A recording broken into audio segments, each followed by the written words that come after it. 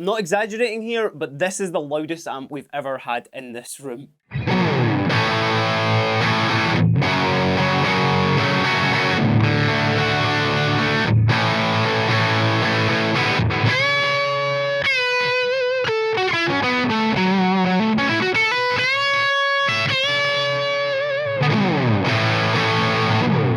This is the Friedman Vintage Plex Head, which I'm still feeling my ears ringing with this. This amp wears its influences very, very heavily on its sleeve. I don't think it'll take you too long to actually guess what this is, or even just take one look at it and guess what it is. I'm going to take a quick look into this amp. It's not going to be too spec heavy. I'm mostly just going to be kind of looking at all of the sounds that you can really get out of this. Link will be in the description below if you do want to check on any of the specs of it. But to give you a very, very quick story of this amplifier, this is the first in the line of a brand new range from Friedman called the Friedman Vintage. This particular amp being based on Dave Friedman's own personal favourite 1968 GTM 45 Super Lead Plexi Head, which is a Marshall amp, which is famous across the world. It's, you know, one of the kind of like go-to classic rock and sort of one of the amps that shaped probably the sound of that generation, to be fair. This is a 50-watt amplifier. We've got that going through our Victory Jack 2x12 combo, which has got V30s in it as well. And the sound I was getting for the intro there, that's with both of the channel volumes about halfway there. There's my EQ settings as well. And I'm just using a 60s Les Paul standard. Here is a bit of that tone again.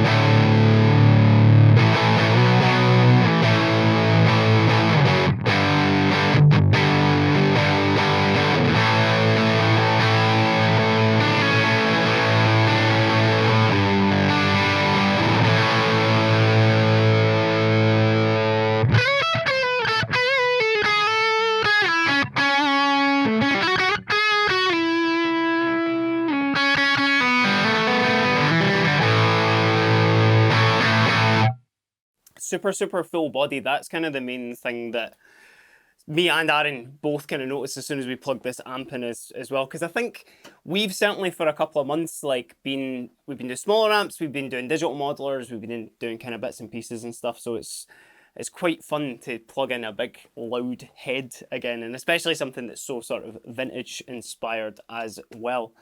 But if we're taking a look just at the kind of layout of this amp here, the Plexi itself, it's kind of considered like a two-channel amplifier. You've got like a kind of one channel and then, well, a normal channel and a lead channel is what they're sort of considered by. But the way that you're actually looking at it with the controls and whatnot is you've got volume 1 here and volume 2 here.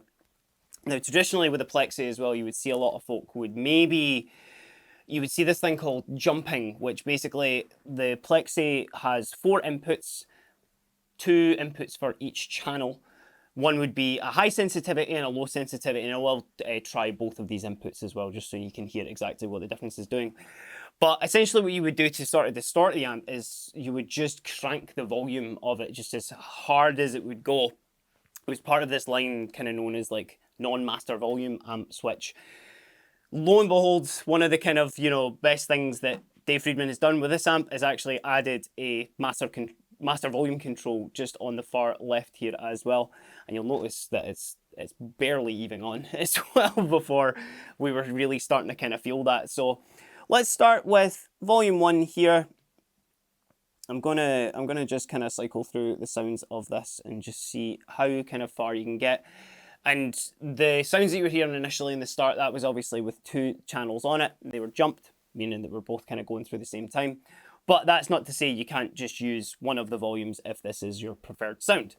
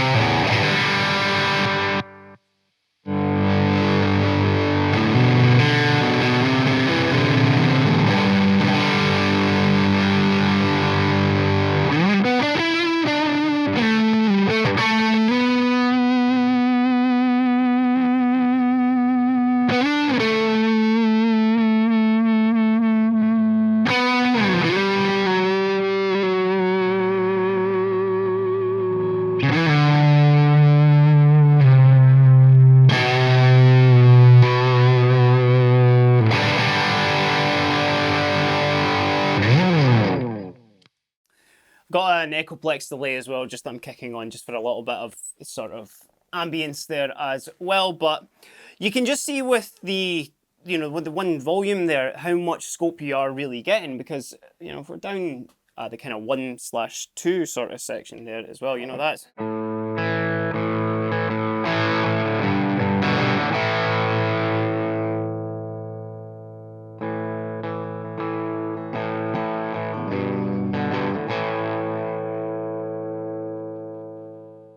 You can ride your volume a little bit, kind of control that. That's obviously one of the kind of big things with a tube amplifier, is like how much your guitar pickups are actually going to interact with them, and keep things like kind of nice and clean with just with the guitar itself and the amplifier. It means you can kind of just set this and forget about it.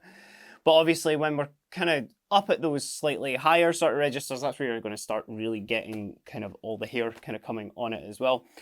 While we're there, I'll keep it on the kind of, semi sort of high gain setting just with this channel 1, and then I'm just going to kind of scope through the EQ settings just to show you exactly what they're all doing.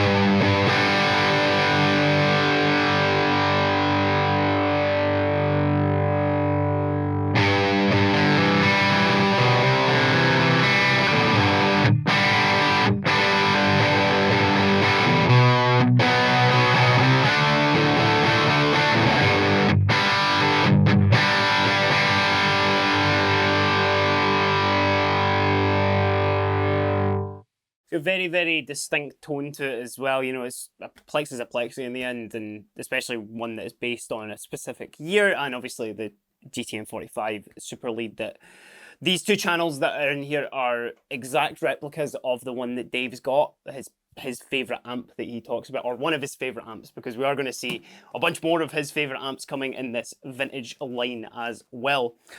The other additional thing that we are getting with each channel as well is, and this is quite a sort of universal thing across a lot of Friedman amps, is actually a brake control just above each volume as well. In the middle is just off, up, you're adding, and then if you're doing it to the left, you're cutting there as well. So I'll put it on a bit more of a clean sound. And then I'll just flick that up and then down just so you can see exactly what that's doing.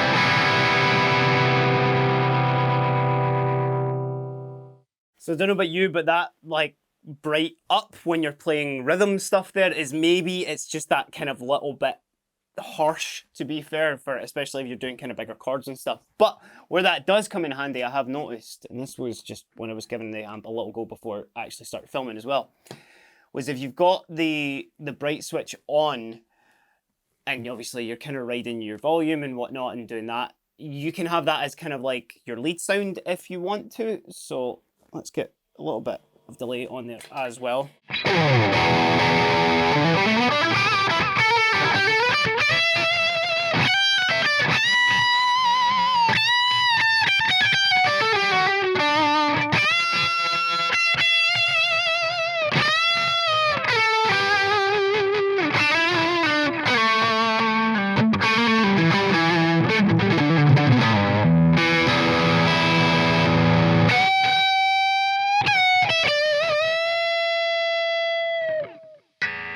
you know, it's a very kind of specific sort of sound there. And certainly, depending on the guitar as well, I probably wouldn't recommend turning that on with a Stratocaster. But if we're talking the extra channels as well, let's jump over to our normal channel, which volume 1 was our lead. Volume 2 is going to be our normal. I'm just going to do the exact same thing. I'll just cycle through just how far the gain goes and see what kind of sounds we're getting out of that before jumping into how they both sound together.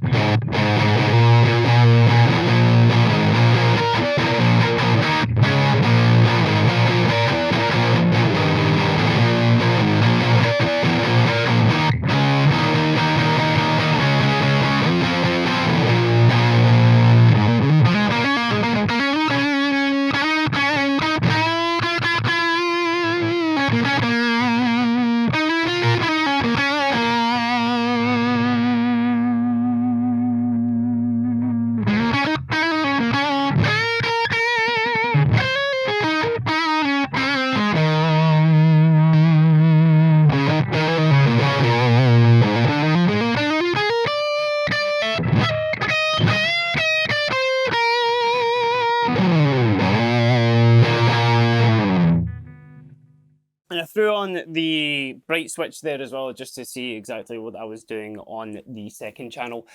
From what I kind of am hearing myself through that is the volume 1 being the lead channel, that's kind of got that slightly more sort of pokey high end kind of coming through, whereas a lot of the warmth is coming from that second channel there as well.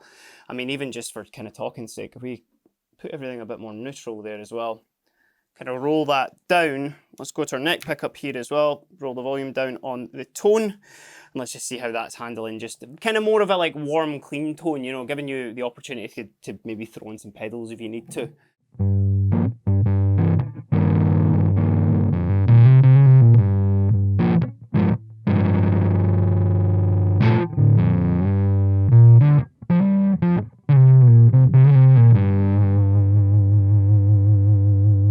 Which actually, that's getting really, really kind of like low end kind of focus there as well. So that's maybe where that bright switch is going to come in handy. So we turn that up, keep the settings where we still had on the guitar.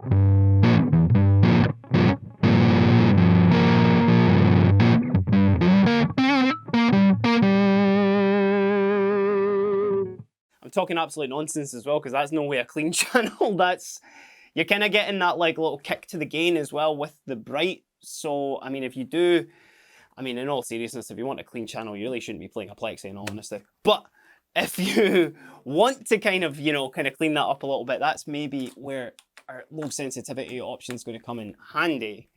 Which again, keep everything all the same. Let's see how this handles.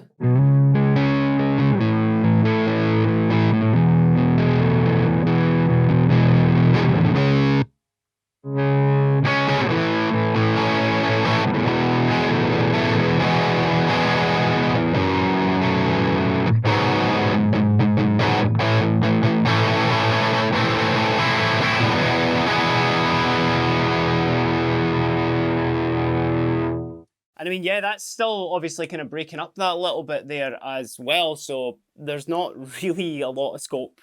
Certainly with the settings that I was messing about with there as well to get like a super kind of clean channel. I mean, let's even see on the volume 1 there as well. Just, I've literally just kind of notched that up there, you know.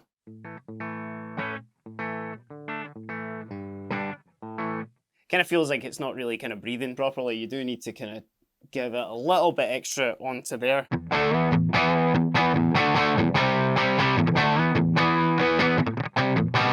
I mean, there you go, channel 1, that's where you really want to be if you do want to clean this up at all. But let's just, before kind of jumping the channels, because I realised I've not played with a super high gain on the low sensitivity there, so even let's just check that out just very, very quickly.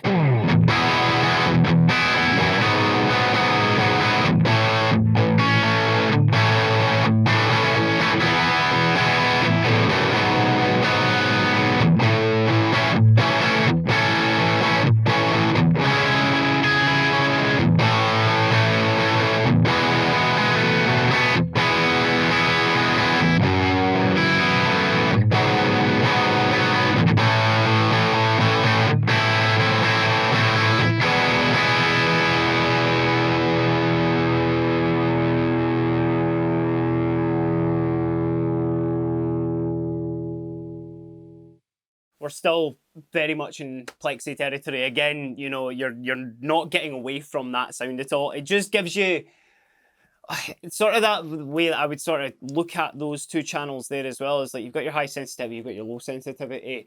Maybe something like single coils you'd throw into the high sensitivity there just to kind of give them a little bit more.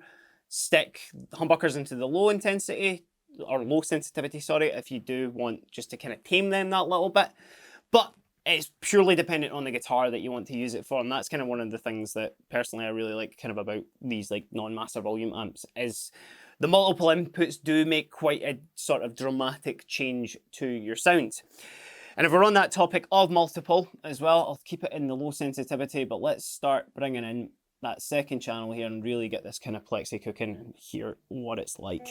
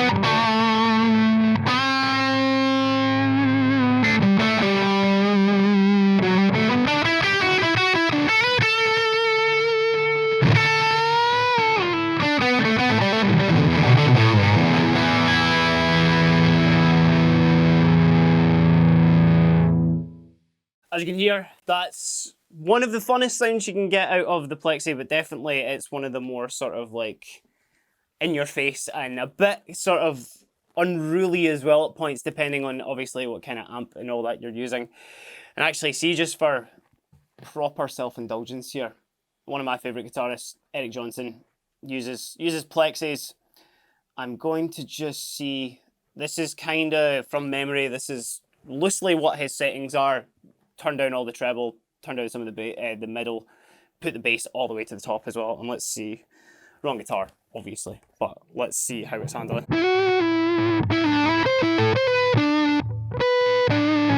If I could play it.